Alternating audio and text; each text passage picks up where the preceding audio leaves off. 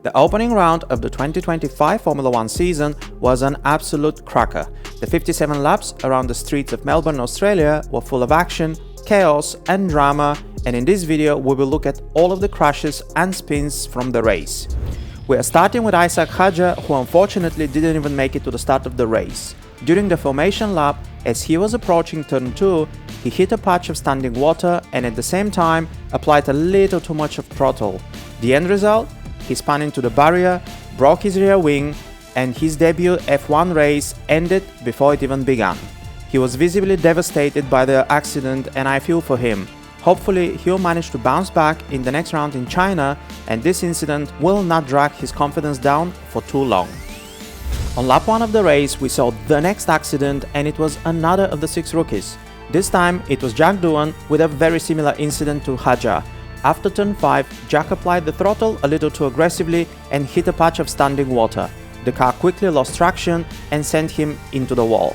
The race was over for him and the safety car was deployed.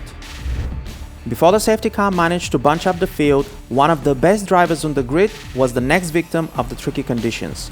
At the end of lap 1, the barrier on the outside of turn 14 marked the end of Carlos Sainz's race debut for Williams. On the radio after the incident, Carlos stated that this was due to a power surge and a technical problem. Now, I don't know if this was really the case or not, but the end result was race over for him as well. We had 6 laps under the safety car and during this time everyone switched from intermediates to slicks as the track dried out. Then we were back to racing on lap 8 with relatively calm 8 laps until lap 16 when Kimi Antonelli dipped the wheel in the grass and spun at turn 4, but thankfully for him he avoided any of the barriers and was able to continue. And this brings us to lap 36 when the most experienced driver on the grid also found himself checking out how strong the barriers in Melbourne are. I think Alonso was extremely unlucky there as he didn't even go as deep as many others did even onto the gravel, but still the curb on turn 7 spun him out and sent him into the wall. Next is the most important incident of the race, which ultimately might have decided the top 3 positions. On lap 44, as the rain came down again, both McLarens had massive moments in turn 12 on slicks, but Oscar's spin continued all the way into turn 13 and he found himself onto the grass, almost beached and with all hopes for the win shattered.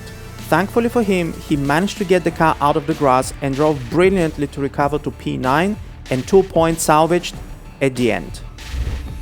On lap 45, Charles Leclerc also demonstrated a thunderfoot and spun out of turn 11 on throttle.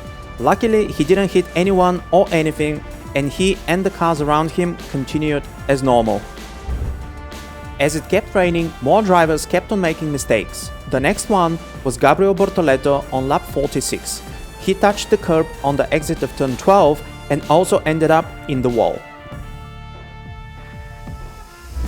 This brings us up to lap 47 and the last crash of the race. It was yet another rookie and this time was Liam Lawson. By this point we completed a full circle because Lawson's crash was a carbon copy of the very first crash in the video.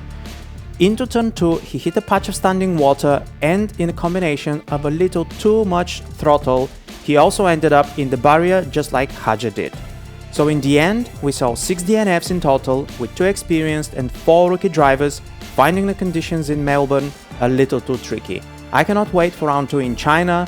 Thank you all for watching and I'll see you